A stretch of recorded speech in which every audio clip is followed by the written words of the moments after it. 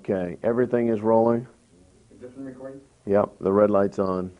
Okay, let's say a word of prayer. Lord Jesus, we're thankful for this day and opportunity to do your service. Lord, you said you should know the truth, and the truth shall make you free. And that's what we're interested in accomplishing here today, in Jesus' name.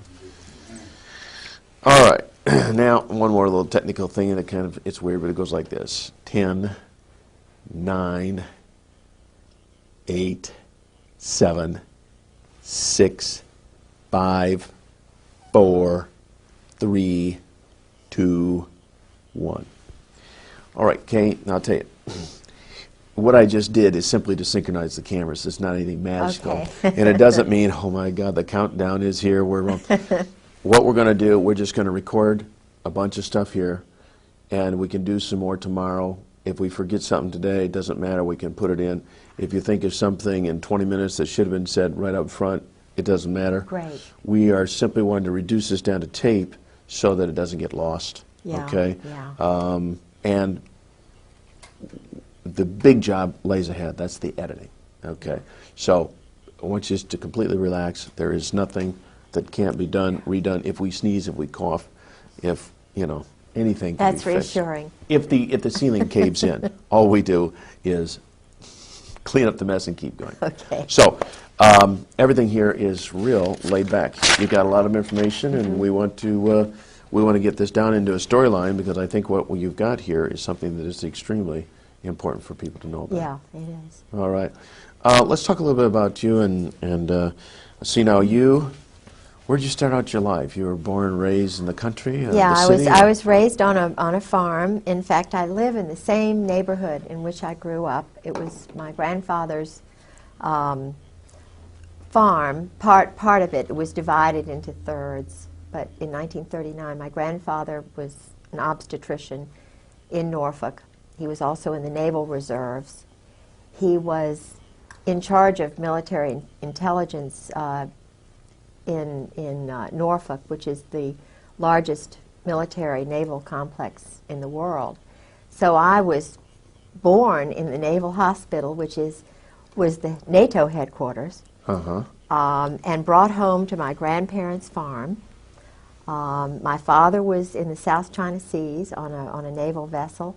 My uncle was in the Navy. So I come from a long line of military civilian folks. They were not full time military individuals. They had jobs, and they would go into the war. They would be in reserves, and as my grandfather was, he stayed in and retired a Navy captain.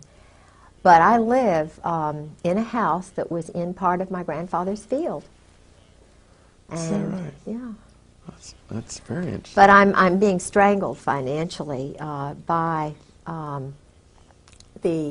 this Army intelligence group, JAG group, that my husband. Now, JAG, is that JAG? JAG, Judge Advocate General. I think American citizens do not realize how many JAGs are in our court system, and they take orders. They are in the chain of command, they're active reserve, and they are in our court system everywhere you look. Not just federal, state and local? Everywhere, yeah. And they're going to meetings once a month, and if there is a case like many of the military intelligence wives like myself, and we have information that would come out in a divorce hearing or whatever, they totally control it. It is Judge John Moore in my case in Virginia Beach is an Army Ranger. He is active reserve. He's a VMI Army colonel. He's a graduate of VMI. In Virginia Beach, in the courts, there are at least 6 judges, and I'm including commissioners in that, because in Virginia we have a system where the commissioners do a lot of the decisions, And all of these in Virginia Beach who take care of military wives are military judges. No, you mentioned the term VMI. What is that? Well, VMI is Virginia Military Institute, and it's where General Marshall, the Marshall Plan, went to school. It's a little West Point. There's a lot of tradition there, but it's based on the Greek sort of Spartan military concept. And my father went to Washington and Lee, which is also in Lexington. And I know that there is some sort of, I won't say cult, but there probably is some sort of Club? secret society. Okay. And so it's very, very tight clique. But what I was trying to say is that the judges are military men, and they're not independent. They take orders. They take orders. There's a chain of command, and in my particular case and the other 11 military wives whom I have met so far, there are many, many more, but they've all been handled the same way. Mm-hmm. That's not a normal divorce at all. You know, I've heard of these kind of situations before, but it's never been put so concisely and so reasonably that there would be a connection why some people just, no matter what attorney you have, it doesn't matter. Oh, no. The divorces and the settlements of assets never go the right way. No, and there's a FISA court, which I know is involved in my case. What kind of court? Foreign Intelligence Surveillance Act. It's a Justice Department secret court that American citizens are not aware of. There have been a couple of articles on it. It's a small group of men, and I think there's a woman on it. I believe there's 7 justices. And in reality, the article that I read, which was given to me by Mike Fuller, and I know he would not mind me using his name, he's a government assassin. He was like my husband, a government assassin who did... When you say assassin, you're talking like character assassination or kill people? No, killing people. Okay. He's a mercenary, government mercenary. Okay. He was in Afghanistan and in Rhodesia, South Africa. And I met him and his wife through Sarah McClendon. He's a real wonderful patriot who is speaking out about what the NATO community and the Army and Marine Corps are doing. And Sarah McClendon, she's an old warhorse, isn't she? Sarah saved my life, literally. Really? Yeah.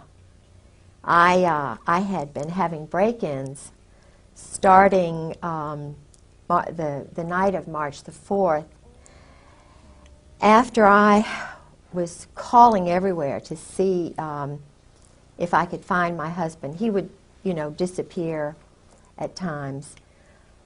And I found my husband's diary, which I have here, which they have been not anxious to have get out.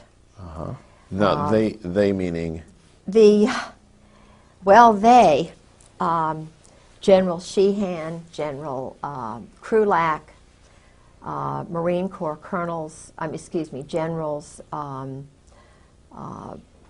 Al Gray, Cook, and especially General Joy. Joy. General Jim Joy and General Carl Steiner they're evil men. And they are in this diary meeting with my husband almost every day in Beirut. They trained the men in black who killed those people in Waco. It was General Joy and General Steiner. Steiner's army, dirty tricks, special operations. And this is what my husband does for a living, is train mercenaries, young boys from countries like Romania, Cuba, Dominican Republic, Haiti, all these countries. They're training them to be murderers. And the taxpayers' dollars are paying for this. Okay, now they train them just through the normal channels of the military. These kids join the Army or the Marine Corps, and then they select these kids based on some criteria to train them? They psychologically profile them. The profile, which is similar to my husband's and Lee Harvey Oswald's and McVeigh's and some of the others who were all part of this program.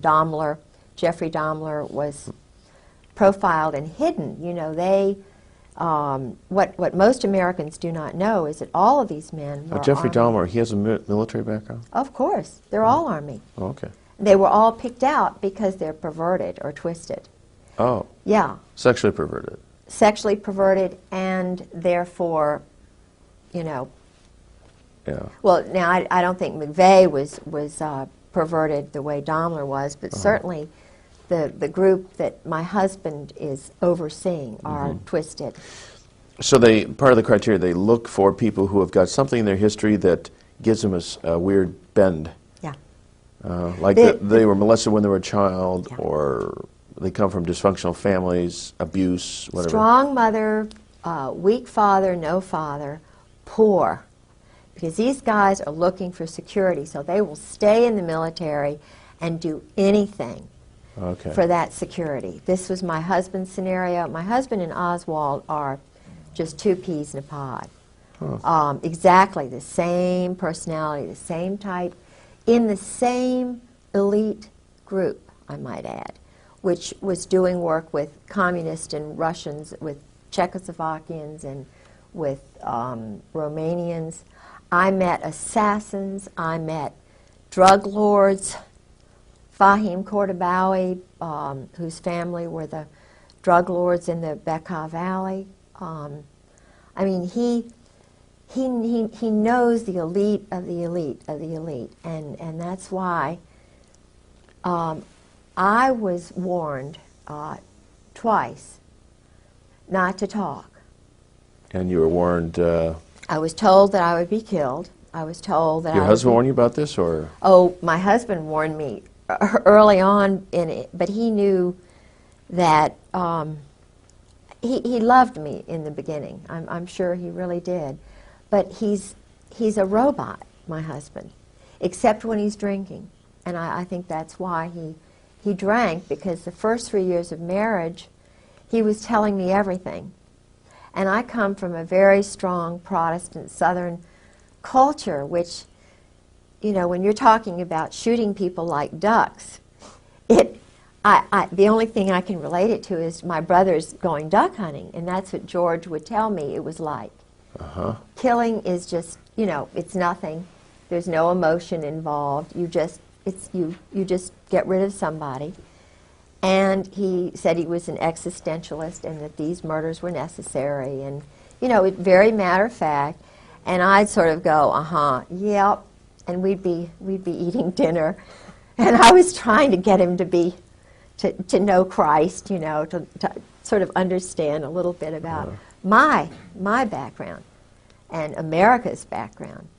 But his group they are not Christians. They're what he calls existentialist, and they study German Clausewitz and Nietzsche, Sartre, Camus, Montesquieu.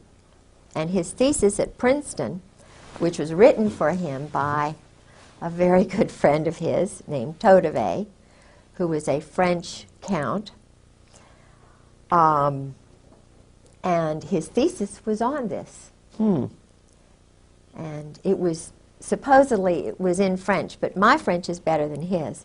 So he could not have written that by himself. I know that. I know it was written for him. But in the intelligence world, and in the communist world, and the world that my husband was in, one had to know French because all of the terrorist trainers and the guys who were funding all the guerrillas and everything were in Paris and New Orleans. They would go back and forth. Still, the 4th Marines is out of New Orleans. And that's been going on a long time, ever since Disraeli, even before, I think. But they had hit squads and, you know, undercover groups in New Orleans.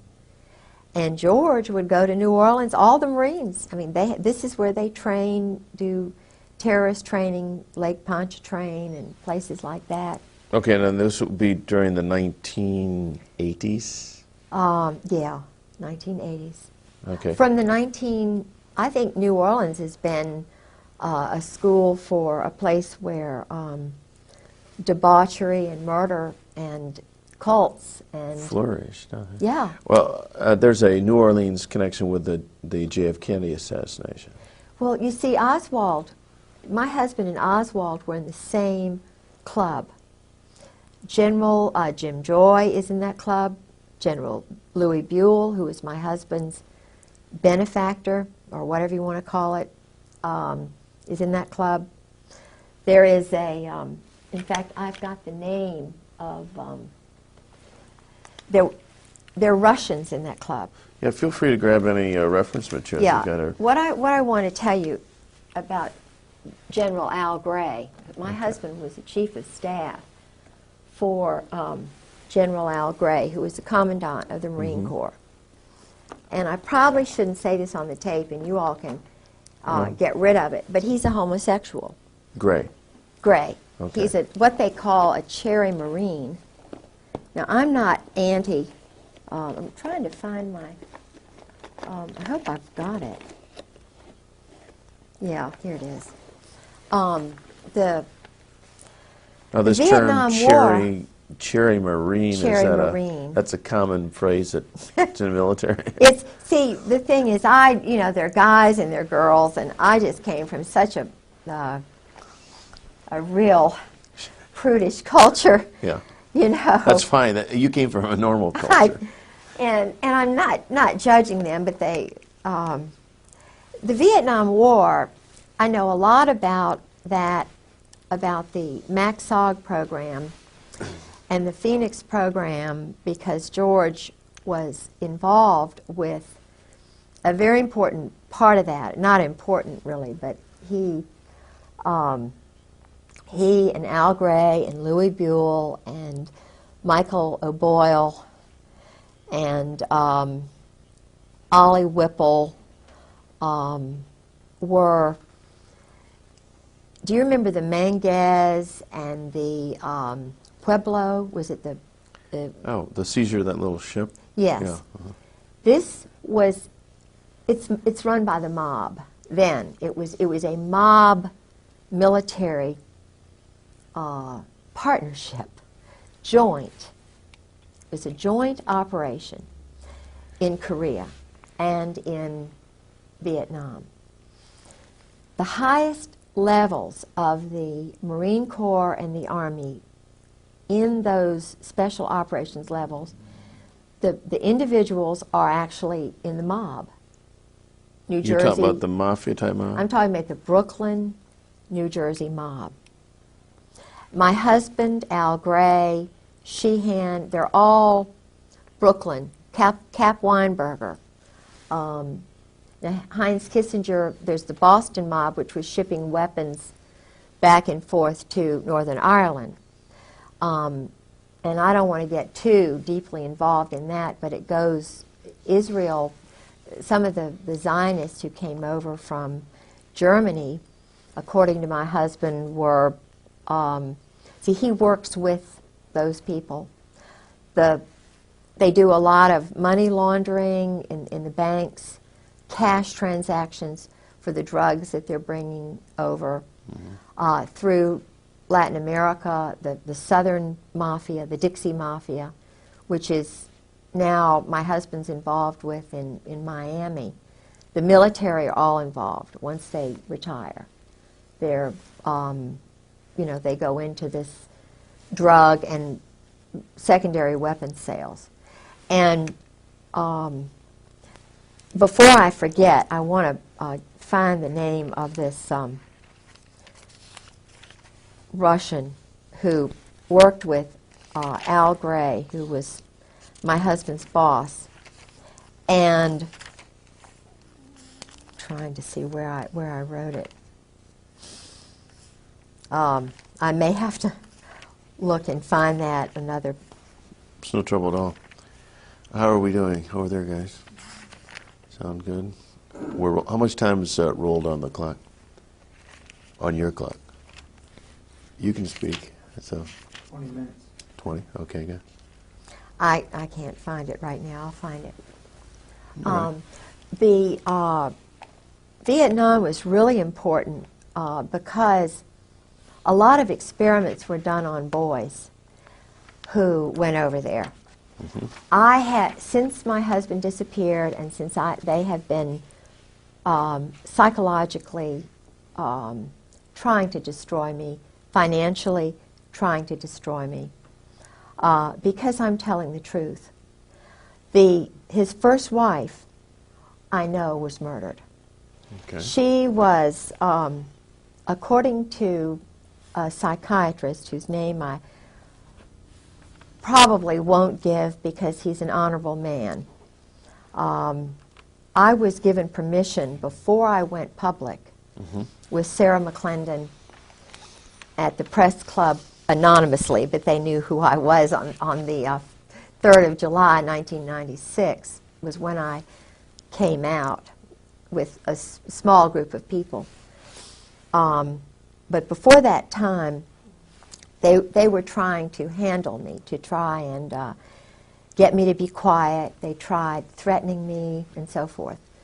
And I'm trying to remember where I was, what I was going to, the point I was going to make. I can't remember now what I was going to. It was something important. Oh, yeah, General Jim Joy. Yeah. I called General Jim Joy on the phone. I was trying to find where my husband was because I didn't know whether I'd have any money to, food to eat or what. He just walked away, and I knew that the Marine Corps knew where he was. But I was being handled psychologically. On the 4th of March, my home was broken into. They had elaborate plans to handle me. The 4th of March, 96? 1996. 96. And keep in mind, he had disappeared on the 28th of December. Of 96. Of 96, 95. Okay, uh-huh. So put yourself in my shoes. I have no idea where he is. He's done this before. And each time I was totally traumatized. So I get... What happened during this break-in? Well, they were looking for the diary, which I have here. Okay. I don't have the original copy, but this is the diary. Okay, can you lift it up so Yeah, we can... sure. Yeah, just... This is it. It's his Beirut diary. Kind of hold those. So Yeah. This is it. Okay. And it's in his handwriting. The Beirut diary tells how the intelligence community, the Army and Marine Corps assassins, snipers, are how they operate in a city during a crisis. My husband was the liaison between the White House and President Jamal. So my husband is a friend of Scrowcroft, McFarland's a Marine. All of these men are personal friends of George's. Colby, I spoke with personally on the phone. 2 weeks later, he was murdered. He went to Princeton. My husband knew him. He knew my husband. He told me, Colby told me that... Now this is General Colby? No, this is William Colby, who was head of the CIA. Oh, okay, yeah. Who was murdered in a... so-called boating accident. I know exactly how that happened because, you see, the SEAL teams, SEAL Team 6, 4, 6, and 8, are on the East Coast, and then the odd numbers are on the West Coast. And some of the people who are affiliated with the SEALs,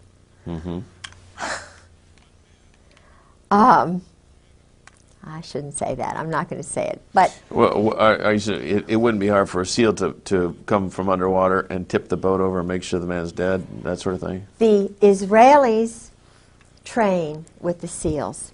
They do a lot of wet ops, murders, Okay. over here because of some sort of arrangement. The young boys, I met 3 young assassins on a bus, going up back and forth to Sarah as I went on the bus because they were sabotaging my car so often. So I sat next to 2 young assassins, one from Romania, one from Haiti. And I let them know that I understand, you know, how it is. And this little boy cried. I won't mention which one it was because it may get back to him. But he told me it was the same scenario. His mother, he lives on $850 a month. Now these are mercenaries working. The taxpayers are paying mercenaries.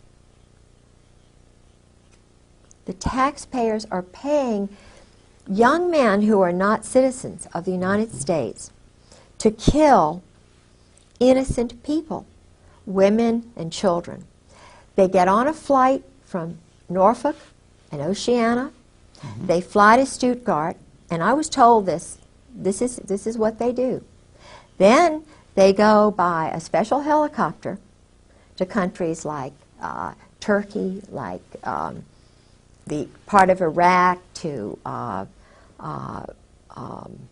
Algeria, to parts of Africa, and they do wet ops. They'll just, you know, murder 5, 10, 20 people, and then they blame it on the Arabs or they blame it on somebody else, but it's actually NATO rogue assassins, because there are men from Australia, South Africa, Britain, that I've been able to determine, and a lot of these other little countries that are sort of wanting to get into NATO, they have little boys that they pick out, and they call them special. They use the word special, meaning elite, irregular, in order to entice these boys because they don't have much ego. So if you call being a criminal, in other words, they are protected. They know that they are above the law. That's what my husband's above the law. Judge John Moore is above the law. Colonel Barry Cantor, my husband's JAG colonel lawyer, is above the law. Grover Wright, Marine Corps. A lot of these guys who were judges had their wives gotten rid of. Judge John Moore had his first wife thrown into a mental institution before he became a judge. He battered her. And I spoke with a man who has a Purple Heart, 2 people who knew Hannah very well. And Hannah Moore was deeply in love with her husband. He got back from Vietnam. He was an Army Ranger. He battered her. He physically and psychologically abused her. And she started screaming, you know, doing because I was battered and bruised. A lot of wives are by these Vietnam vets. But if they're a colonel or if they're a rising star, the wife has got to be crazy because they've got too much invested in these men. And it's a very small cult. I mean, I have heard the things that they do when they're colonels. It's some of the same things that they do in Cap and Gown, which is the Princeton version of Skull and Bones. My husband went to Princeton after he went to the Hun School for 4 years. Okay, now we should probably clarify a little bit about, you mentioned Skull and Bones, and many of the people wouldn't be familiar with that, and the cap and gown. So what are these clubs that these young inductees are pulled into? Secret societies? Secret societies. And again, is this to make them feel super special? Yes. And also put a control on them Yes. so that you never tell these secrets? Yes. Oh. That's it. You have got it. You know, I've heard a lot of child molesters. I mean, people who Yes. are not connected with the military, just plain old child molesters, will molest a child and then tell them, now if you ever tell, you know, they'll take a cat and strangle it and kill it or something. This is what I'm going to do to your mother. This is what Yes. I'll do to you. Yes. Bad things will happen if you ever tell. That's right. And children grow up believing that I must never ever tell. And they don't, generally, That's right. unless someone comes along to help them see the light and come out of it. Yes. And you see, my husband is frightened to death. I believe that his brother was murdered to keep him in, because he had gone through 4 years of this mind control. And the man who did it, you can see this on the video, his name was Charles Caddock, and another man named Alexander Robinson. Okay, Charles Caddock. Caddock. And the other one? Alexander Robinson. Alexander Robinson was a Marine, very well-connected Presbyterian family, whose family member was the influential one who brought over the Saudis. The original Saudi head of Saudi Arabia was George told me all this about Mohammed Faisal, Khalid Faisal, and Saud Faisal, and there were something like 32 brothers of the then in the mid-50s, the ordained, you know, whoever was head of Saudi Arabia. It was actually the United States who chose that person, because the United States, through Charles Caddock and that group, murdered the good one, the one whom everybody liked, who was well educated, and who was normal. In, I believe it was 1952, 1953, 1954, in Paris, the universal Saudi, the well-educated Saudi, was poisoned. And what would his name Charles be? Caddock.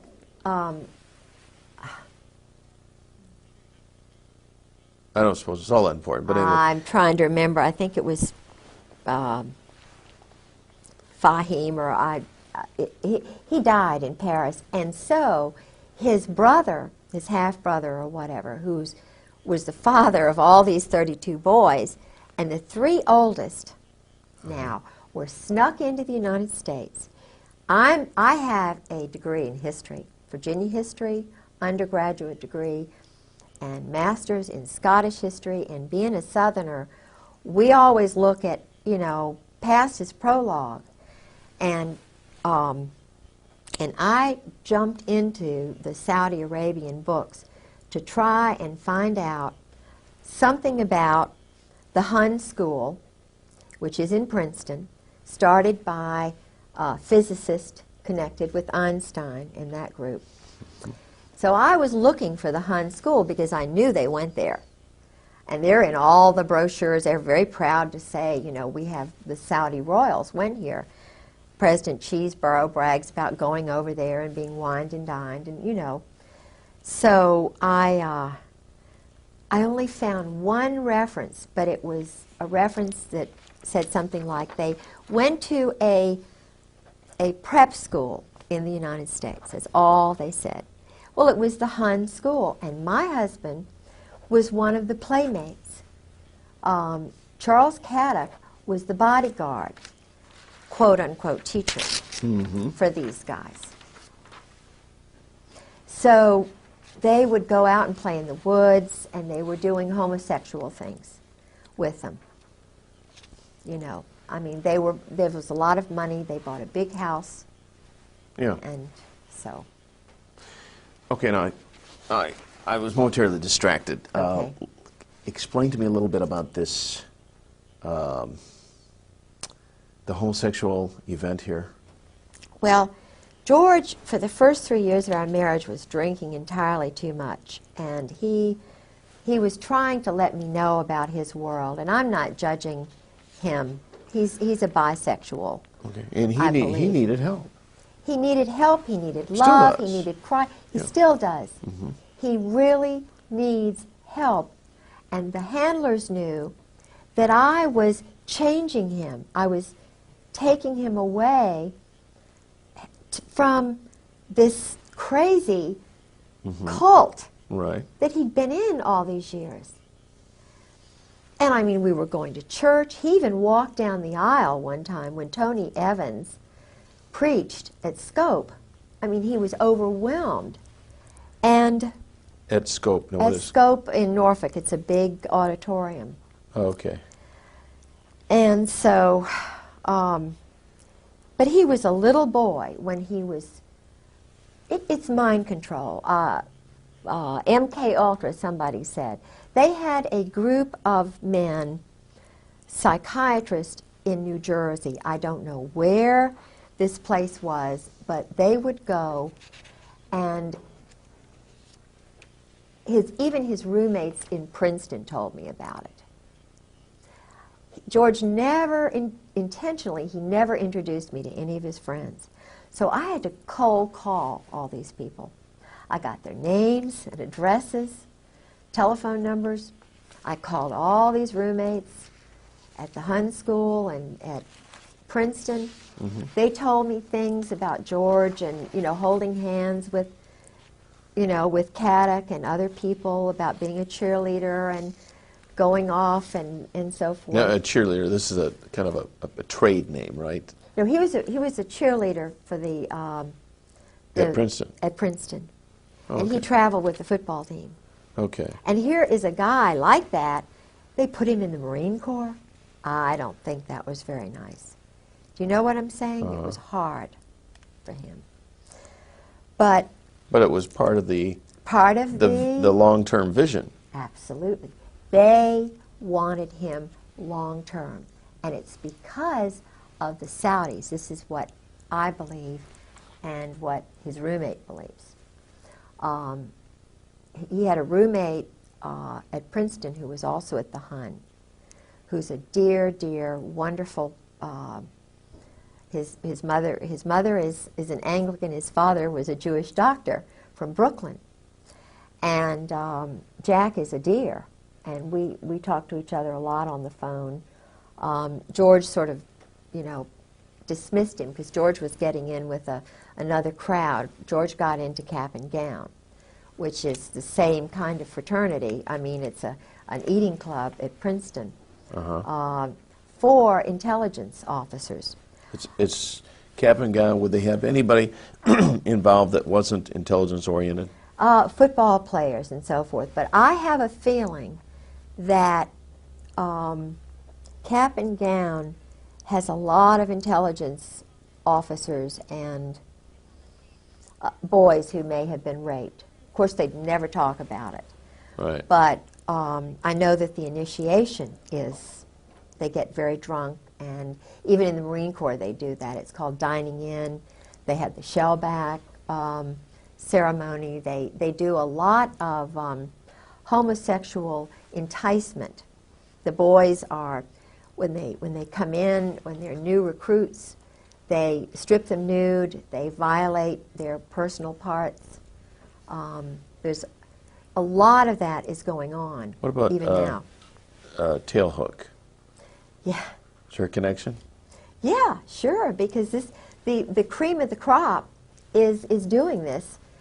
They're having group sex parties. And that was a Navy operation too, wasn't it? Yeah, but the Navy and the Marine Corps. Of course not. Maybe we ought to for those That's another. that tailhook they don't know anything about. Tailhook was refresh our memories. Well, tailhook. In fact, I when I was single in Norfolk, I know one of the people who was deeply involved with tailhook, who was the captain of the Saratoga, was very much involved with this kind of behavior. And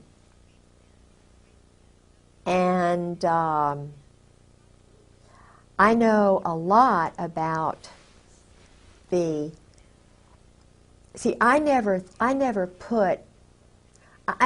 thought about group sex.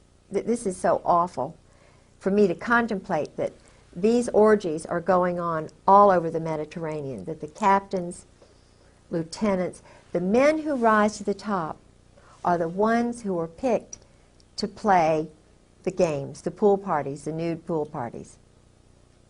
And they have secretaries who come in. I've talked to 3 guys, and of course my husband, who went to these parties. But what they do is, and this is General Al Gray, who was the main prime mover, they would go to a place like Aix-les-Rosés, where Charles Caddock, this teacher who inducted, got my husband into it, he retired in one of these all-male party houses on the Mediterranean. I mean, that's where and my husband kept up with him all through the years. But these sex parties and orgies, they're all homosexual in nature, or well, is there some heterosexual? They start off with the wild secretaries. It's kind of, you know, my husband did those in Indonesia. He did them at a place in Northern Virginia with his first wife. I did not know any of this. I knew absolutely none of this when I married him. He told me he was loyal to his wife. He wanted me to think he was just apple pie, because I'm just a one-man woman. Right. When I took that oath to marry him, love, honor, and obey, that's me. But he, when he was married to his first wife, was just an addict. He was a sexual addict, an alcoholic addict. He loves, you know, terror, and his whole little soul was just being sucked away from him desperately. And he needs Christ.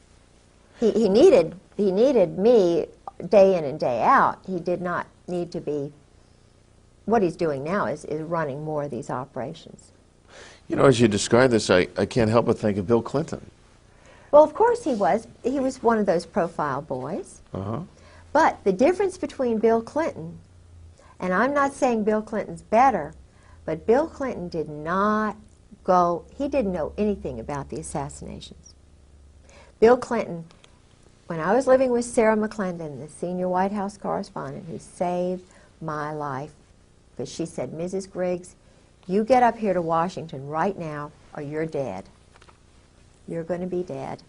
And I still feel as though I probably will be. I'll certainly be financially ruined. They are still doing psychological operations in my home, sabotaging my car, messing with my telephone, my radio. You cannot believe what I've been through in the last 2 years. It is horrible. And it's being done to other women and other wives and other men who don't go along with the program. They are murdering Marines. They're murdering sailors. Of course, one of the best ways for you to stay alive is to do what you're doing. Really? Reduce this, absolutely. Reduce this to video, get this scattered all over the country. They won't touch you, because if you're dead, that validates everything you're saying, see. So, well, they poison people. Publicity is the best thing you can do. Yeah, one of the things that was happening to me after, I must tell you about General Joy. I found his name all through the diary. And what was really strange was that George had mentioned him early on in the marriage, but then after a certain incident at Camp Lejeune, which I think is very interesting, relating to tailhook and something that I did there. I'll tell you about that if I can remember. I called, it took a lot for me to get General Joy's phone number. Because the Marine colonels were not going to tell me. Because they knew I was investigating. So nobody would tell me about General Joy. I called a person in George's address book who was a general, pretending that, I was updating my Christmas card list. Yeah. And I just wanted to find Jim Joy's telephone number. He said, oh, he's up there. He's running morale, welfare, recreation for the world, a payoff job with the mob. And he's living outside of Quantico. And here's his phone number. So I call him up.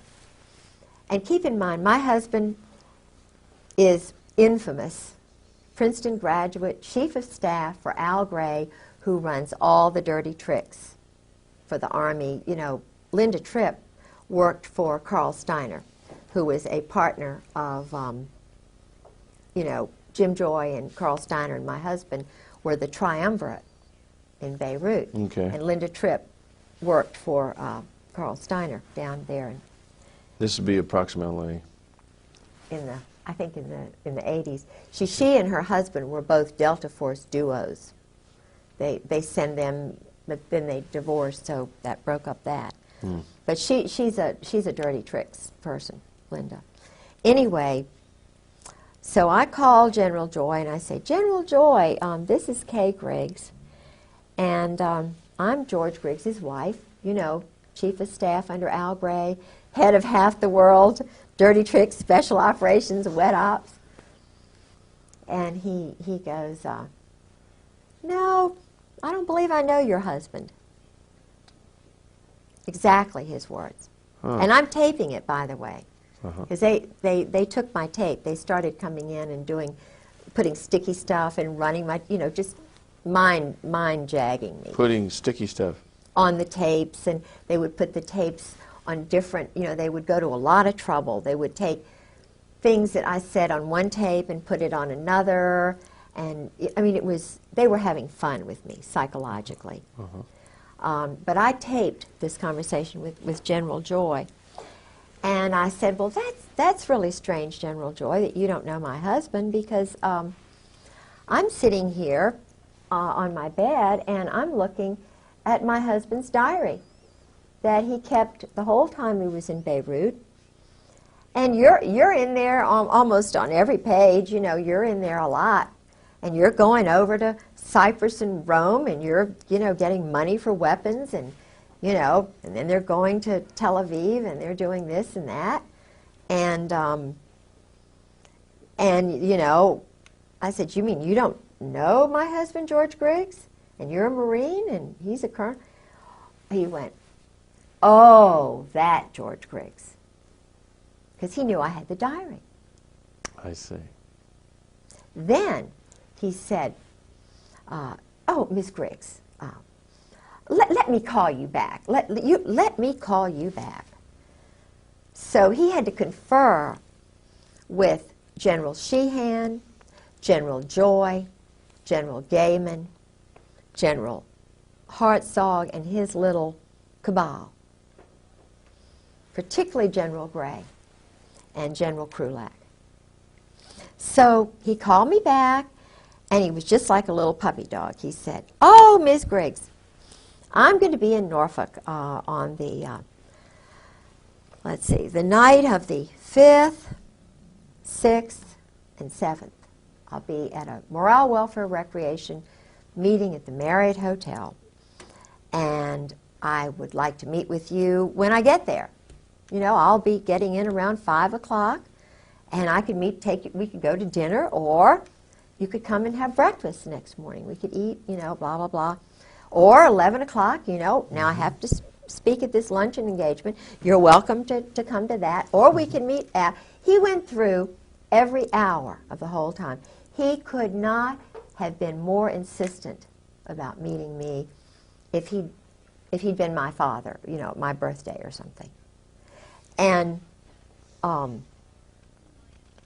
so you did meet. I did, but I was afraid of him because I knew he was an assassin. Joy. General Jim Joy, the one who got Noriega out of Panama.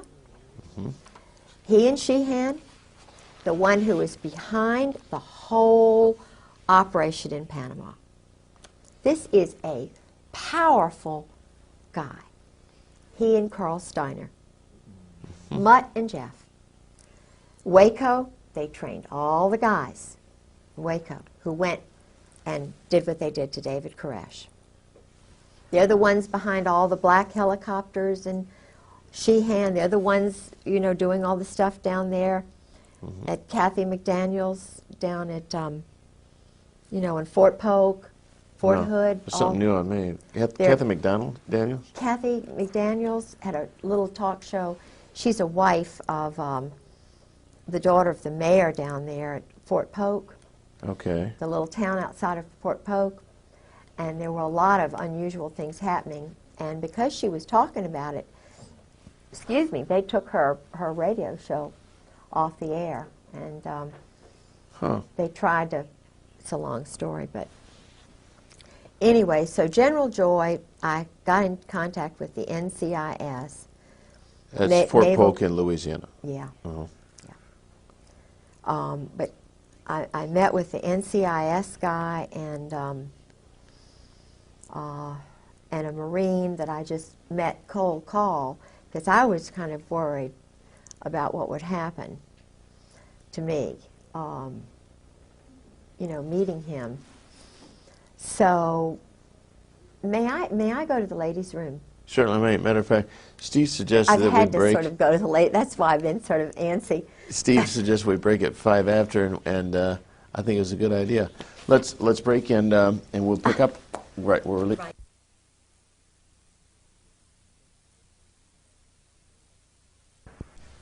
Well, I think you're fine really to do.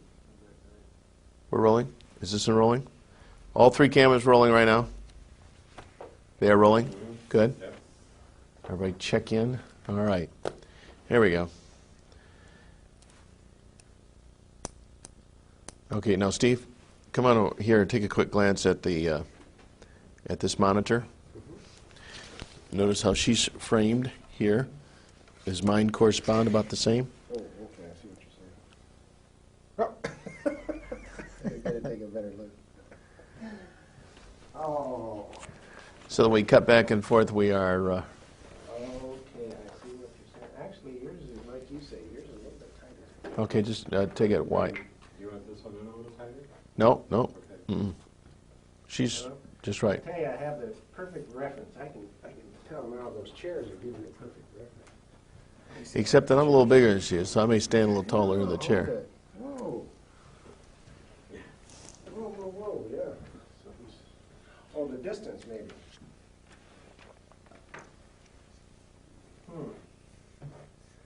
You know, it's just, I'm just going to hold what she says. Okay, yeah, we don't have to split hairs over it. Okay, we're rolling. 10, 9, 8, 7, 6, 5, 4, 3, 2, 1. Ignition. We have liftoff. We're rolling. This is part number 2 of this interview. All right. Now, we have discussed just a little bit of a recap here. All right, a little bit about your background, about the psychological profile that these guys look for. Let's see, we've discussed the diary. We've discussed Kadak and Alexander Robinson. Couldn't read my writing. Thank you. And I have a picture of Caddick. yes, I noted that. We're going to inject that. We'll inject. In fact, we should have a little session here where we just go through pictures at the tail end of this. Yeah. Picture. We discussed tail hook and. You know what tail hook means, don't you? Now, what is tail hook? Uh-oh. I got a feeling. Yeah. Is it a homosexual reference? Yeah, sure. Really? Sure. Did you know that, Sure. Steve? Isn't it something? Yeah. And the average person on the street has no idea. No. You know, it's like Watergate. Well, the Watergate Hotel, that makes sense. And tail hook probably is some reference to, you know what I honestly thought it was? Well, see, when you refuel a jet or something. It is. But you look, see, the planes look like this. Because, see, I was told this by Jerry Unruh. And Jerry Unruh was a captain when I met him. We were just partying. You know, I had a group of gals, and we were all school friends. And everybody hung around this place called Poppy's in Virginia Beach. It was the place in the mid-'80s when I was at the Virginia Center for World Trade. Well, Jerry was in there. He's an intelligence operative with Scrowcroft, Crow, you know, this whole McFarlane, Ed Wilson, who's a really good friend of my husband's, who's a really bad guy. Anyway, they're all some of them are doing this Rush River Lodge thing, you know, which Angleton was doing, where Woodward would go to these big orgy parties. And George went to a few of those. But this, you see, is the plane, and it kind of looks like that. Okay. And it refuels. Uh-huh. See, that's what the hook is for. That's called a refueling. tail hook. Yes. Uh-huh. But it has a double meaning. A double entendre, sure. Because and I went to the preceding show 2 weeks ago, and they had the tailhook booth, and I have some stuff, I don't think I have it with me, but tailhook souvenirs, because they are really trying to promote that, you know, the charitable function of that organization. Yes, of course. Now, the fact that cover got blown on those tailhook things, that Paula was a Coggin. major snafu, right? She had to try very hard to get that out. That was at Camp Lejeune? No, I think it was in Las Vegas. Okay. But, oh, my thing went on in Camp Lejeune before tailhook, and this is why I got flagged. Oh. Because I stopped all the go-go dancers in the officers' clubs, and they got very mad with me. Ooh. I can tell you that story. It's true. Yeah, but why, you didn't realize what you were doing at the time? No, I was just incensed, you know, that they would allow topless women, young girls, in the officers' club dining room while I was trying to eat late one night. And George says, well, you know, you just have to get used to it. If you think this is anything, you ought to see what goes on in Okinawa. Well, this was 91, 90. It was before tailhook. And the Lord is always with me. Sometimes I don't know where he is, but this particular night, it was about 9 o'clock, and I was starving. And I was really mad because his reaction wasn't, I'm sorry, this is offensive. Do you want to go in town to eat or something? He didn't do that. He attacked me. It was a chance to educate me the way they were educated. I see. Get used to it, bitch. You know, Yeah. excuse my French. That's right. But that's really what he was trying to do. Well, they were all young married officers. Now, I worked at the chamber, and this is taxpayer money. This looks bad. They had, you know, wedding bands on. And one of the guys, two of the guys goes out with one of the girls. So I'm going, after having said, don't you see anything wrong with this picture?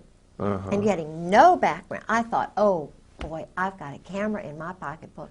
I am going to see Marty and Oogie, my old roommate from St. Mary's, little Episcopal Junior College in Raleigh, North Carolina. And I said, whoa, little Lucille Ball comes out. And I just kind of grabbed that little camera with the flash, and I get me 3 little flashes of scattering people. So Just light. because the camera's going off? Yes. So that said to me, it proved to him, God, truth is light, light is truth. You know, hey, this isn't. I mean, God proved it. I didn't do it. I didn't argue. I just took pictures. They scattered. Then what happened? What happened to the pictures? Well, he tried to grab my camera, He, my husband. right. But there were still some men in there, you see, and 2 of the girls.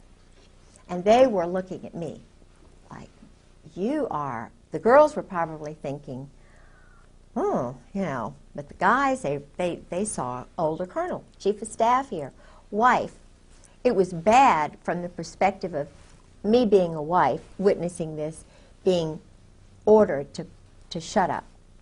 So I took the camera when he wanted to grab it from me, and I went like this. I mean, it was real battle time, major. My brother was a championship wrestler, you know, and I don't know anything about holds, but I knew this was self-preservation time. And I just said, well, I'm going to the ladies' room, huh? Yeah. So I went to the ladies' room, and I hid the darn thing.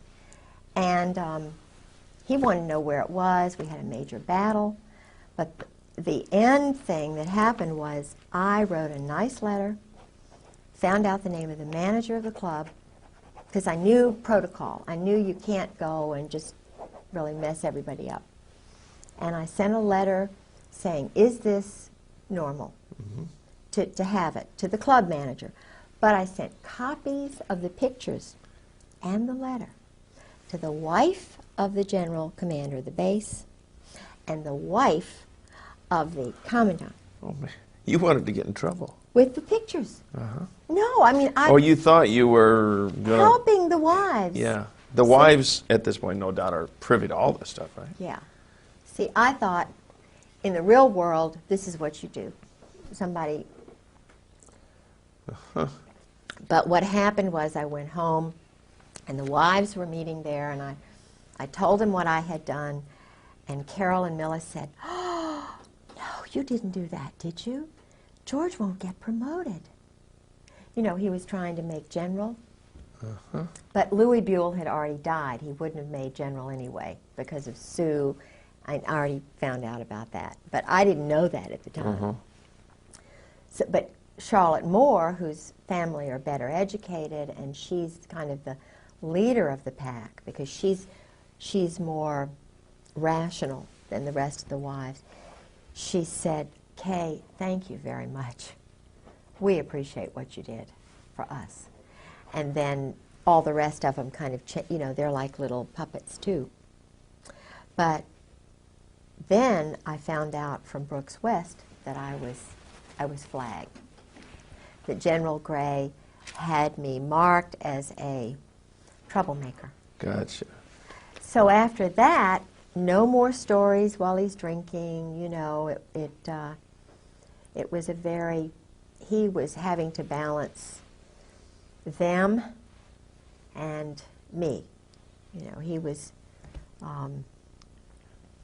I think he was challenged by me because he, you know, he knew that I was a free spirit. He didn't understand Christ. He didn't understand what my boundaries are, but he, because he was a little bit intimidated by my sense of freedom and my, you know, openness, which comes from a complete understanding of where Christ is in my life, you know, and I follow in his footsteps, but I'm a free spirit because I'm created independently, as we all are, and my husband never had that ability to be free from the time he was a teenager. Because early on he was made captive to these other Yes. matters, the homosexual encounters and the shame that brings and the control. So he was a bent twig early on. Yeah. And he had, the Saudis were beginning to pile into Russell House at the Hun School in Princeton, which is the school that my husband was in for 4 years on scholarship. He never saw his parents in 8 years. Now think about this. His parents were shipped to California, I believe strategically so that they could control his mind. Okay. He was too poor to fly out there. I think he did go one time when he was ROTC on a flight that took him forever and a day to get out there. But he had an uncle later on who bought a house in Princeton when he was in college. So he had a little bit of nurturing. And this uncle became his father.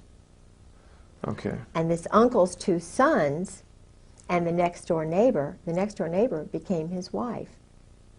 He knew he had to marry because of what he had gone through, and it was, I think, so shameful and so hard on him that he married right at graduation day, practically, from Princeton University, where he had 4 years in ROTC. And he was in the Cap and Gown Club, which, as I mentioned before, is an intelligence sort of football kind of scholarship club.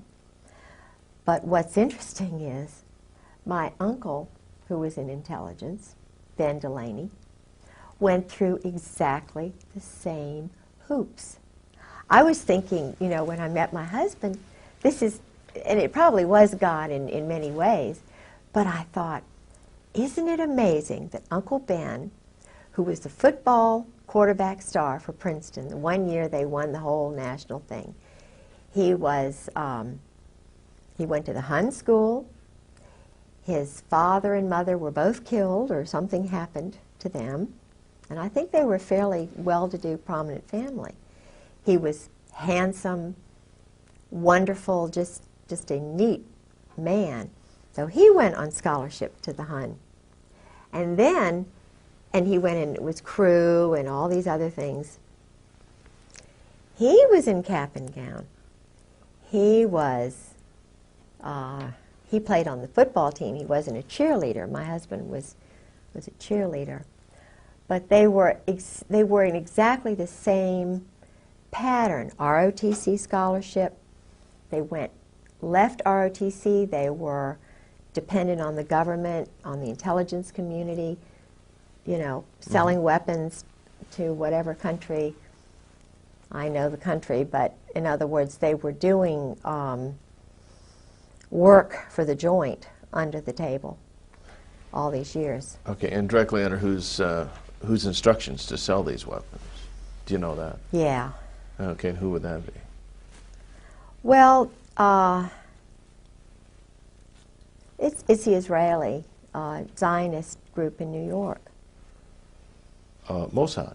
No. Well, what would they yeah, say? but everybody thinks Mossad, like they think CIA is just a bogus sort of thing. It's really Army intelligence that does just about everything. They run a lot of the psychological profiling, which is done at Quantico with the FBI. It's all a very small group. Harvard professors connected with, you know, the Tavistock and Dar es Salaam, and there's a sexual perversion group in Vienna and one in Colorado. I think that little girl was part of that experiment, you know, who was John murdered. Benet Ramsey? Yeah, yeah, because I had some... Well, you know, that raises an interesting point, because here's a high-profile murder that goes nowhere. No investigation, nobody's pinned. It just goes on and on and on. The parents are involved in that program. But somebody higher High up level. is protecting them. Absolutely. And the same thing that you're describing about the military. Sure. If you're in the clique, you can get away with murder. Yeah, absolutely. Absolutely. Murder, literally murder. And I had a group of visitors. I used to be set up by the State Department, my husband, who had power in the State Department, through both Caspar Weinberger and, well, his whole crowd. I mean, Caspar Weinberger, George Bush, Colby, Casey. My husband was in that clique. He was in the Princeton Marine Corps clique. Rob, Warner, you know. You're talking about Senator Rob. Yeah, they're and all Warner. Marines. Pat Robertson, all 4th Marines. I mean, they're all involved in this. They know, they're running everything. Now, you mentioned Pat Robertson. You're talking about the 700 Club, Pat Robertson. Yeah, there's a power thing there. And it's all male, it's all white, and they know the murders are going on. They're surgical, they're strategic, they're political. But what I was going to tell you is I was used because I was the most gullible in high school. And I'm very, very spiritual, and I love people. So, and I was driven to meet all these people from all over the world for some reason. So they would feed me people because they knew I would react. It's kind of like Monica and Bill. I think they put Monica in there to have something on Bill. That's my own feeling. Sarah McClendon feels the same way. Because... And Linda Tripp was there to guide the situation. Absolutely. Of course. Linda Tripp was Delta Force. Linda Tripp was trained by Carl Steiner, who's in the diary with my husband. Carl Steiner is called a snake. And he tried to trip up Schwarzkopf. I mean, he was trying to take the whole Iraqi thing over because they had been baiting, you know, using the Israeli rogues in Turkey. They were having little zigzag wars. It's all to sell weapons. It's all about weapon sales. It's all about drugs. It's all about funny money. Making money. Of course. And the head, Krulak, who is the Commandant of the Marine Corps, his father, Victor Krulak, worked with this Russian, Czechoslovakian double agent who was worked with Al Gray, who was enlisted at that time, rose right up to the top because they were involved with Butcher and this whole crowd that was trying to pick fights. And they were not, they were Army and Navy together, joint. And George kept saying, George calls them the members of the firm. He calls them the members of the firm. I've heard the Brotherhood. They're very close. And it's a small group, and it's very hierarchical. I had Caspar Weinberger's bodyguard farm me when I was at Sarah McClendon's. Now, farm you. Yeah, that's means a term that they use. Where they cultivate? They well, not cultivate, but just want to find out kind of, they're doing profiling on me. Women are hard to profile because we're very easy. We're very easy if you understand women. And I think they need more women in human intelligence because we'd solve a lot of these problems like overpopulation or whatever it is very quickly. Because we're the ones who teach the men how to talk, how to communicate. We think on 20 levels at once. You know, we're very spiritual, we're very practical, all at the same time. And they make mistakes by pegging women as crazy when really they're very anxious to solve problems. They're just very frustrated to see a lot of wacko things going on that don't need to be going on, but the guys don't see it.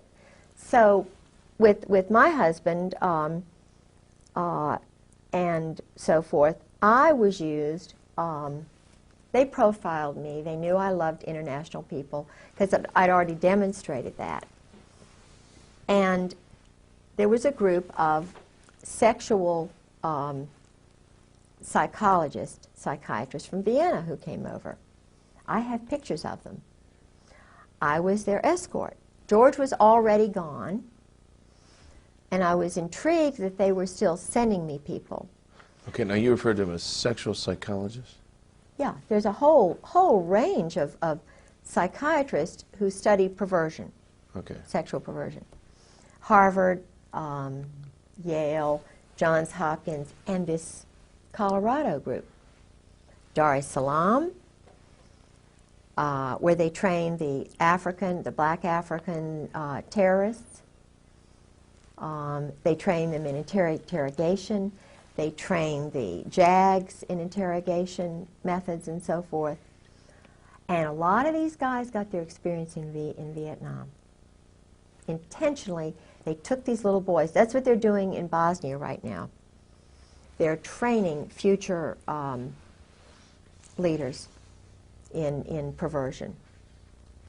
They have a school. The British have a school that George was working with in Indonesia for a year. My husband was setting up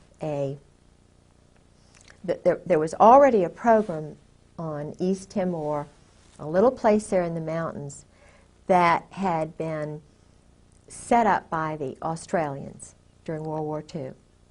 It was involved, I think, with Burma and, you know, some of the killings that were going on in China and so forth. that Parker Host, T. Parker Host, this man who now controls my husband with Bob Edwards. T. Parker Host, this is how they got together. T. Parker Host, I knew when I was the assistant director of the Virginia Center for World Trade. I was the first woman on the board of the Foreign Commerce Club. I was very involved politically, and I was having a ball. And I met T. Parker Host through someone else. I was the chairman of a board of all these international shippers and brokers. I was just a, sort of a glorified secretary, public relations person. Now, T. Parker Host was the Finnish consul and the, at one time he'd been the Norwegian consul, the Icelandic consul. I thought he was a really nice guy because he was outgoing, he seemed Virginian. I didn't know that much about him. But it turns out he has one shipping agency when I meet him in '85. He knows my husband's profession instantly because he brags about being with the mobs. The mob runs the port of Norfolk. I mean, it's terrible to say, the bankers, and then they have the, this is not, I can't say that. You can't say what? No. It's, the ports are run by, it's a homosexual hierarchy. Okay, it makes, that's not objectionable. Well, okay. And in Norfolk, it's Walter Chrysler, Phil Hornthal, they have the rich ones, and then they get the little ones in by introducing them to the big guys. It's like George met Einstein. Einstein was in that little ring that the Saudis were in. It was a very elite. No, Camus, you're saying Einstein? Albert Einstein Okay. was in that little Princeton ring before he died. Okay. George, they partied together. Anyway, so the Norfolk crowd runs the port. It's very organized and so forth. And I knew the person who was running the Maritime Association shipping agency, very nice man who was that way. But I didn't know it, I went out with him. I like him very much. I mean, he's a very nice person. But And completely homosexual. Completely. But he liked me, and I thought he was wonderful. Many homosexuals are very he's engaging a very, people. very nice guy. Well, his best friend was T. Parker Host. He lived with him for a while. Well, I didn't think anything about Parker because, he'd been married and had a couple of sons, and I thought, well, this is just a guy who's moved away from Newport News for some reason and settled in Norfolk. I thought it was unusual. He didn't have any friends. I didn't know. But it wasn't because of that. It was because Parker had some questionable associations with mob figures, with assassins. He was in the Burma Special Operations Command. He liked living a dangerous life, and he bragged about it to others. My husband and he gravitated to one another. And I thought it was wonderful because my husband didn't seem to have any friends. So I sort of fixed him up with Parker. Well, Parker's the one who did me in, Parker plotted, and it's a long story, but basically, and this sounds petty, but I wouldn't go out with him. And I'm not saying I did anything that was, it's just that he wasn't my type. Obviously. Well, I mean, but he just was, he's boorish, he's loud, he's kind of rude. So you're saying even just in a social context? Yeah. Just So what happened was, because my husband is so close to Bush and McFarland and Scrowcroft and all these guys, Parker starts getting in with my husband's friends and cultivating them.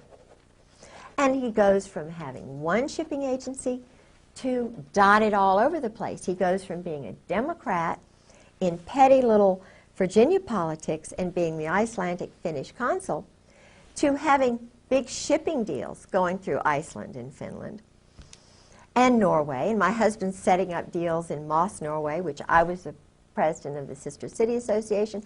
I was being used while they were setting up, you know, shipment places, transshipment places. I mean, I was witnessing all of this, and it all came back to me, just boom, like that. But Parker, it was so interesting. We had a hearing. I had a hearing with my husband. That very day, George Bush was in town. My husband was in town. My home was broken into while I was in court. Very strategically, I was called by a Marine colonel named Jack, who is very involved with the maritime shipping business, and he knew that I know a lot about that. He called me and invited me as a guest of his to attend the George Bush huge banquet with John Warner while my house was being robbed. My car was sabotaged that day. And guess who introduced George Bush? T. Parker Host. Now, he made it to the big time. You know, Alexander Haig is another one. You can help yourself to any coffee, Thank anything you. you want there. Yeah, he's a friend. Alexander Haig, he rose from nothing to top dog just overnight. That's because he's in the club. Oh, of course he's in the club. Now, how he's in the club, you see. Now, all these guys. Henry Kissinger, Heinz Kissinger. Oh, I have a story. Oh, we all suspect Henry's a queer. Oh, but yeah, I have a first-hand story from Bob, who was there in Cambodia with Heinz. Okay, you call him Heinz. Henry. Yeah, okay. Heinz. His real name is Heinz Kissinger. Okay. We'll straighten up. We got a light that fell down, boys. Did you notice that? We got to be alert to notice all these little things. And that's very hot, by the way. Haig was an army. Just a second. Let's get this straight here, because that is a hot light, and you'll burn your fingers if you don't touch it. By the way, as long as we're kind of in an unofficial break here, did you have to read my note while I was writing it? See just part of it. When I was writing it? Or only when I held it up? When you held it up over here, Okay. I made an adjustment. Well, I was starting to write. I wrote widen her a bit, and then I looked up. Well, lo and behold, he's done it. So I thought, well, maybe he could read this over my shoulder. That's cool. And then No, and he did. Oh, you saw it and interpreted. I've seen you. you could read it from here. Oh, that's cute. This is, oh, y'all are wonderful. What a team. And What then a team you are. you could thank you. Yeah. Yeah. Okay. Actually, all you got to do, if you write it, just tip up a little bit, Okay. Because the thing of it, when she's illustrating something and using her hands, well then seize on that and open it up so that we don't lose the lower part of her hands. You know, not far enough down to where, you know, strategically we get out of focus, but just that's cool. All right, we're back, and this is good. Let's go back to. See, we want to talk about Henry Kissinger, but also I introduced the idea about George Bush. 3, 2, 1. Now, so George Bush, I mean, all these people rise up through the ranks, the same club. Right. No wonder, you know, I saw a little TV clip one time where a reporter was asking George Bush and others about the Order of the Skull and Bones. All these guys were shocked that somebody even mentioned the term, and they just would not discuss it at all. Right. And the reporter said, I understand that as part of the oath you don't discuss it. And George just flat out said, it's just not to be discussed. And that was the end of the subject. Now, that's because, I mean, if this really got out, that these guys are all inducted because they've got some kind of homosexual thing on them. Indoctrination. I mean, or induction. They have to do that. Yeah. They do that. Yeah. Even in a if coffin. And it's even now coming into the military totally. The chiefs do that. They put them in the coffin. They do the bowling ball trick. Okay, you're going to explain this. What happens when you get in the coffin? Why do you get in a coffin? Oh, they get, when you get your eagles, that's a German thing. Okay. You know, it's what the German high command did, and most of them, you know, had the boyfriends and stuff, the Krupps and all of that. It is a German thing that they say goes back to Greece, and it's all the male marine-looking men that they do it with. See? So now the chiefs have to do that. What they do is George said it's like a zoo. They get everybody really drunk, and they sometimes call it dining in. Shellback is another time that they do it. Not everybody does it, but the ones who do it, if they're young, they get right up to the top. It's a Okay, well, what actually do they do? They've got a coffin, they get inside anal this... sex. Oh, that they do. They put them in the coffin and they do things. Okay, they perform things on each other. Yeah, while they're all around there going drunk. I see. So there's a guy in the coffin. Yeah, and he's the one who Is the recipient of all the acts. right, right. Yeah. Probably safe to conclude these are oral sex acts on this guy or something like that. Okay. Yeah, oral and anal, whatever. Yeah. But but what's the significance of the coffin? I don't know. I mean, it's the mystique But- about the skull But and bones what's and death. interesting is now the young SEALs, Delta Force, the ones who go from Army to BUDS, the BUDS training SEALs, Buds BUDS is the emerging SEAL group, Oh, I see. They're budding SEALs. budding SEALs. I see. And they have to break into houses. Their training exercise is to break into civilians' houses For practice. for practice. They broke into my house. When George and I were first married, I had many underwear. You know, this is terrible to say, but lingerie.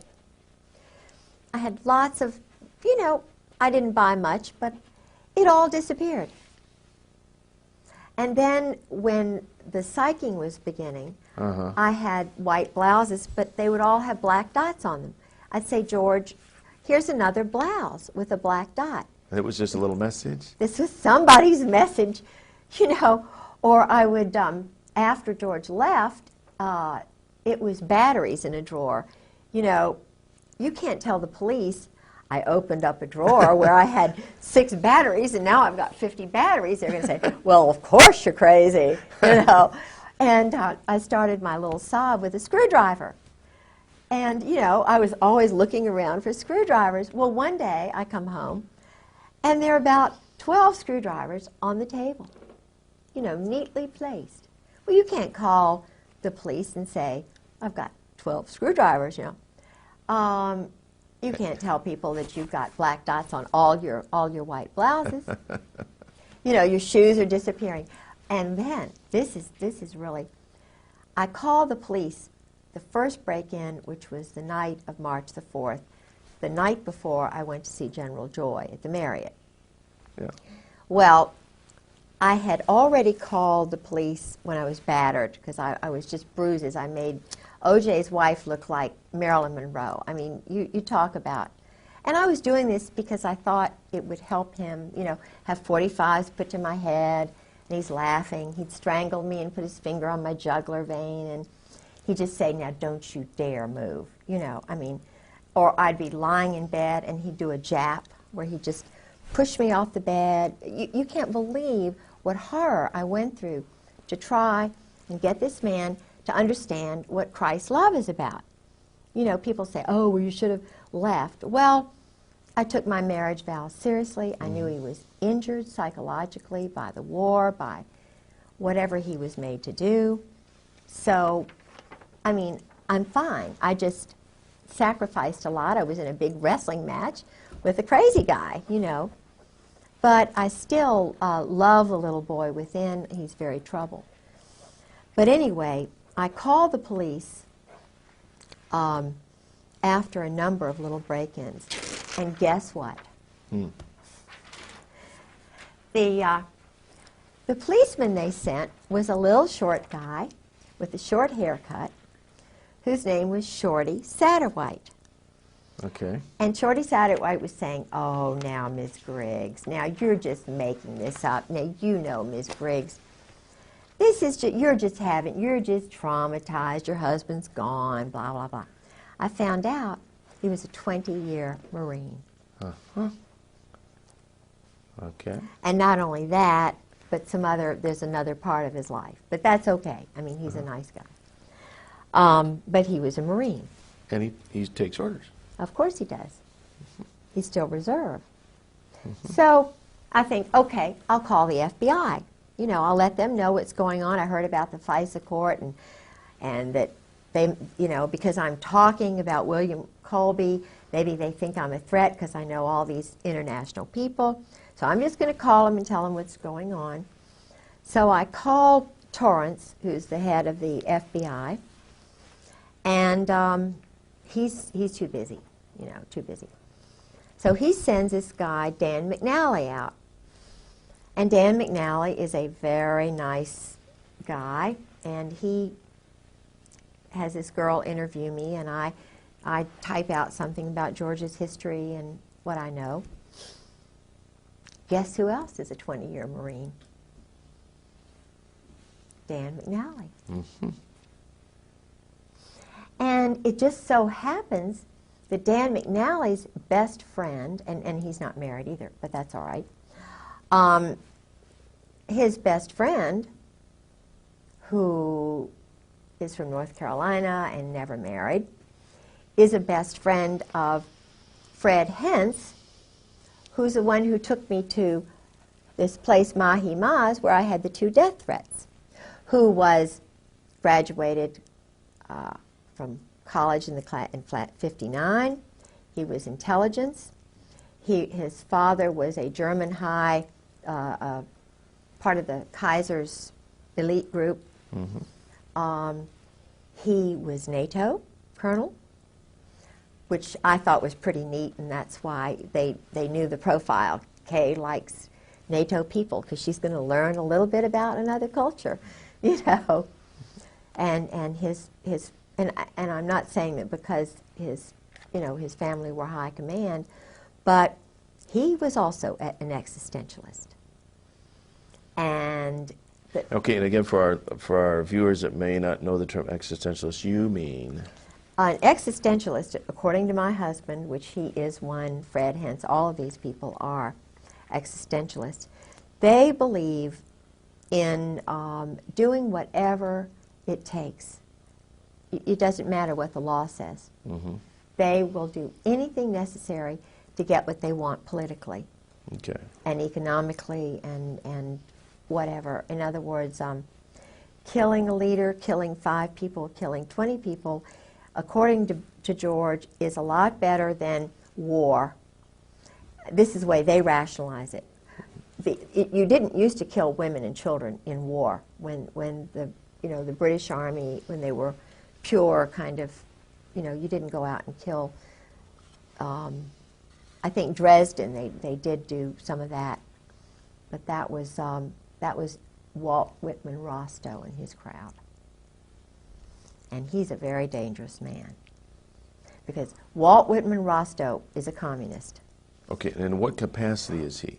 Oh, he was one of the wise men in Kennedy's administration. I think he was probably responsible for the movement that got Kennedy murdered. I believe it was an Israeli group which did it with some of these rogues. Okay, now when you mentioned wise men, is this an insider term? Wise men, yeah. Kennedy's wise men were guys like, the Harvard crowd. And he was trying to bring them in to change things around a lot. Uh-huh. Walt Whitman Rostow was the one who got us into the Vietnam War because he wanted to sell the weapons and stuff. He and Victor Krulak, who is the present commandant's father, Krulak was his lackey. Walt Whitman Rostow's lackey. Walt Whitman Rostow went with Taylor, General Taylor, and wrote the report that got us into the Vietnam War. And all the time that the Pentagon was saying, no, no, no, no, he was a cheerleader for the weapons sales. He and Henry Kissinger, Heinz. He and Henry. Walt Whitman Rostow, Eugene Debs Rostow, these were communists, named for communists. Eugene Debs Rostow and it's either his son or his other brother, runs the big Boston mob, the port there. His name is Nicholas Rostow, with the Weld. You know, with William Weld, they've done all that drug business in Mexico for years. They had that Russian, you know, the one who was murdered by the assassin, Ramon. You know, he was a competitor, Stalin's competitor, and he escaped. Very famous Tolstoy. Okay. Tolstoy became a Christian at the end, and you can't become a Christian. That's a death warrant. So they killed Tolstoy because he was becoming too, I think, now I don't know the whole story. There's probably a lot more to it, and I just, maybe I see completely the wrong picture there. But Tolstoy was murdered by this same Parisian, Spanish, Czechoslovakian, Georgian, Russian group, Okay. which are all part of the former Abwehr. All right. We've got to stop. Tolstoy is not the correct name. I know who you're talking about, but I can't think of it. Tolstoy is a writer. A what? He's a writer. He's a Russian writer. But the guy you're thinking of was murdered in Mexico. Yeah. It's not Tolstoy. Okay. What was his name? Nice little Jewish boy. Good. It's a good point to bring this up because if we can correct that name, and don't go that wide. When I'm talking about going wide, I'm not talking about going anywhere near that wide because we got all this junk over here we don't want in the picture. Are you sure it That wasn't is Tolstoy? I plenty think it for- was. He's a writer. That's his plenty for. I know he's a writer. Sorry about that. That's I okay. know. This That's guy okay. was- You're learning. was the right-hand man of Lenin, and he defected and went to Mexico. Right. He went to Mexico and murdered him. I think it was Tolstoy. It could be two Tolstoys. No, Tolstoys. Tolstoy is a very famous author. You're not thinking of Trotsky. Oh, yes, you're right. Hey. Oh, got it. Let's correct that. Oh, thank you. Bravo. We're getting close. Bravo. You were doing Close. so well, and I thought we can't use this because it's the wrong name, and it's going to Good, discredit the whole story. good. And I'm Good, sorry Okay. about that. Good. All right. Trotsky. Well, let's back up. Okay. We have 5 minutes to go. Okay. We can easily do that. That is on this tape. I'll tell you what, We have more time than this, but Let's on do this the tape. next tape, and in the next 5 minutes, tell us what Max Sog means, because you mentioned it earlier, Okay. but I still don't know what it means. But let's get Trotsky in this piece right now while we're thinking about this. Okay. So let's pick this up with. You were saying about. We were talking about the wise men. We were talking about the Rostos and. William Weld in Mexico and the involvement of the Mexican government. And it's not Tolstoy, it's Trotsky. Okay, hold on a second. It won't even be necessary to mention that because that will be completely clipped and edited. So just go ahead and tell the whole story, but use the name Trotsky. All right. Okay, so Yeah. go ahead. The, Here we go. This group, which was run out of Paris, is still being run out of Paris, this revolutionary terrorist group, which is controlling these Marines and Army Steiner's group. They all operate together. The man who started all of this program during Vietnam used communists who were in the Spanish communist movement. They actually promoted communists in the OSS, which was started by this William, Donovan. Okay. So they were promoting and using communists who were actually wanting to get rid of our form of government as a stepping stone to world domination. So this group now, in the Army and in the Marine Corps, has communists at the very top who are really, existentialist, which means they don't believe in God, they don't believe in Christ, they live for the moment, they believe in sort of one world which has no religions in it. Right. They're the ones who put Napoleon in power, they're the ones who put Oliver Cromwell in power, they're the ones probably who actually were behind the Roman Empire and maybe the Egyptian Empire. They put puppet people in power, and they actually run it from behind the scenes. Now, Trotsky, as I understand it, was escaped from Russia. He had become a Christian, I understand, and was working with agents in the United States, Israel. And he was considered a threat. So he had to be silenced, killed.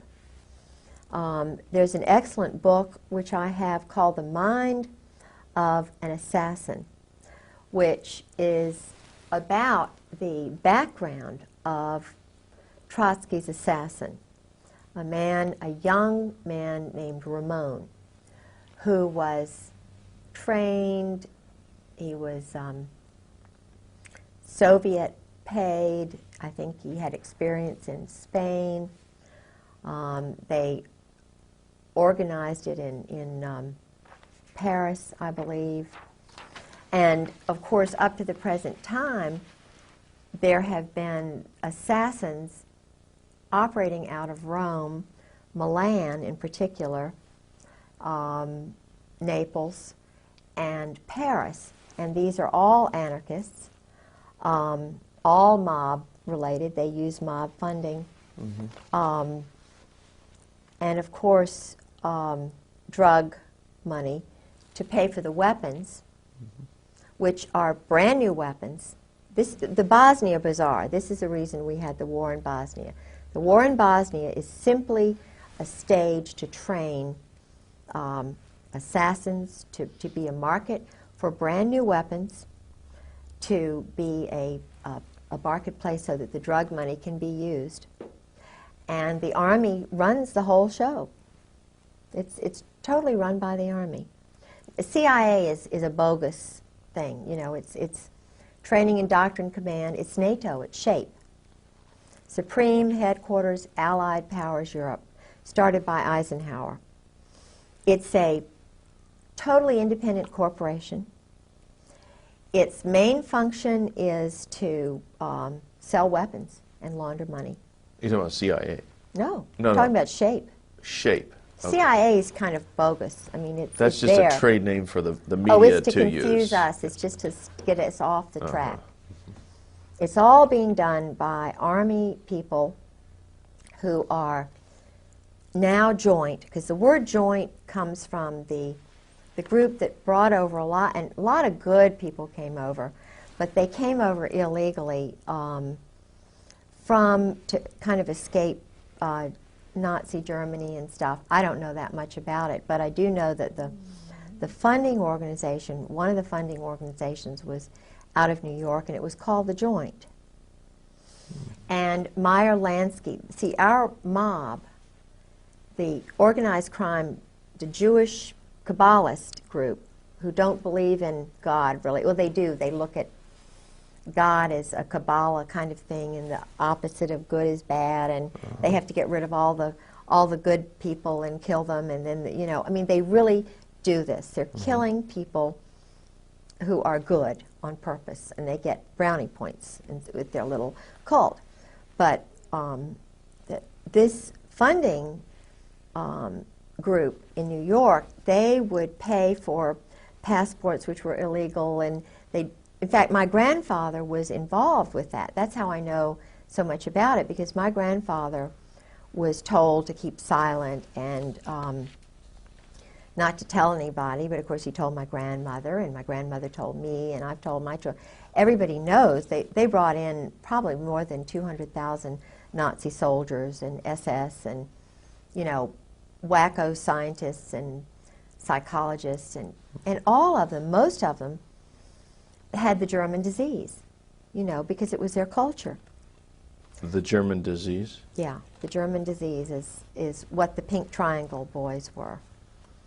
Colonel Ron Ray writes about this. He's a Marine colonel who's a Christian who's writing about the Cherry Marines, the homosexuality in the group sex orgies and so forth, which brought down the German government because Naples, which is where all of the Navy is doing their playing. I mean, today in Naples, these orgies are going on. It was where Krupp, the weapons manufacturer, used to take the German high command, and they would go into the Isle of Capri, into the Blue Grotto. And they would have big orchestras, and they'd bring in little boys, little Italian boys, who would be raped. They'd give them trinkets. And, of course, the mothers gradually found out, and just like me, it was one thing when there was just one of me. Now there are a lot more of us wives who were talking and telling truth. And it took those Italian women went to newspapers in Italy, they wouldn't listen. But when they went to the wives of these guys in Germany, it brought it all out. It brought the German government down because they were duplicitous in it, you know. But what they were doing was pedophilia. They were raping, bringing in little boys. They involved the Catholic priests, you know, who were bringing in all. Anyway, so, but what happened was this whole group came over to the United States. And they, it's an old culture, but it is the reason there are a lot of things going on with children these days. And it explains why it's all being covered up, because if you've got police officers who are playing these games and they're going in the woods like to, what is this place where, I mean, even Eisenhower played these games. Even Mike Kemp out in, it's called the Hermitage. The Hermitage. In California, where they all they get drunk and they run around nude in the woods and stuff. Bohemian Grove kind of That's thing. it, Bohemian Grove. Okay. Rather than Hermitage, it's the Bohemian Bohemian Grove. Grove, that's the name of it. Uh-huh. My brain's tired. That's okay. And the one in, there was a big one in Washington called Rush River Lodge, where they used to all go, and there are lots of places now. But the problem, as I see it, is that I think they're trying to destroy America and the basic Protestant Christian culture, because where you have a militaristic society, which is where the rules are only for those people, and keep in mind that Meyer Lansky and Luciano, Lucky Luciano, and the other man, they chose to go to Italy. Luciano went to Milan. He wasn't banished to Naples and Milan. The two top mob families went there because of the weapons industry. They're selling weapons. I mean, that's what the military is doing. It's totally controlled by the mob. Look at this. Weinberger was General Douglas MacArthur's. He spied on MacArthur in Korea. Who was MacArthur's nemesis? Albatross. It was none other than little old intelligence. I'm going to tell every move you make. Weinberger. Young, but he did it. He brought down MacArthur. Every move MacArthur was going to make, he broadcast it through the chaplain, his little intelligence network. And he got brownie points with the group because he brought down the big lion. When you get rid of a big lion like that, you get a big job. You've done good work. And they needed to get rid of MacArthur because he didn't want to keep the wars going. He wanted it over, and you know, it's like General Trefay, who took over after the Vietnam War was over.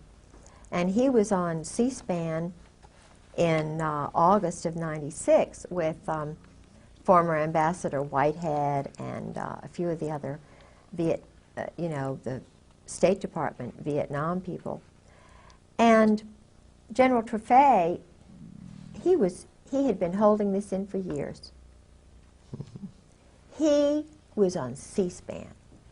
This man let it all out. He said, I took over at the end of the Vietnam War. I was in control, right? Big general charge. So I say, cut off the shipment of weapons. So I tell the Pentagon, cut off the shipment of weapons. He said, I got a phone call from Henry Kissinger saying the weapons are going to continue at the wartime rate. Sure. Now, that's when all this stuff with China started. It started before then, because already the communist agents, the New York, Brooklyn, New Jersey mob, were already training Mao. Mao was trained in Paris. So was, the one in Cambodia. What's his name? I can't think of his name. The one who was Pol Pot. Yeah. They were homosexually, bless their little hearts, by priests. They were wonderful little boys sent there, turned, which is the word, when they believe their mothers, and then all of a sudden the world's horrible, and then they have these wonderful friends who are going to make them leaders. Yeah. They're turned psychologically, and it's a pattern. And so this is why it's so important to know what they are doing to innocent little boys in the Army and the Marine Corps today. Why? Why are they having them go together in groups and strip nude when they're brand new inductees? Uh-huh. Why do they do certain things in public, in front of the group? And Well, they even do that during the pre-induction physical? Yes. I mean, And they also had the doctor. that's why I didn't want to go in the Army. I knew there was something. Yeah. But they also turn around the other way after doing that. The other way, and they're upside down.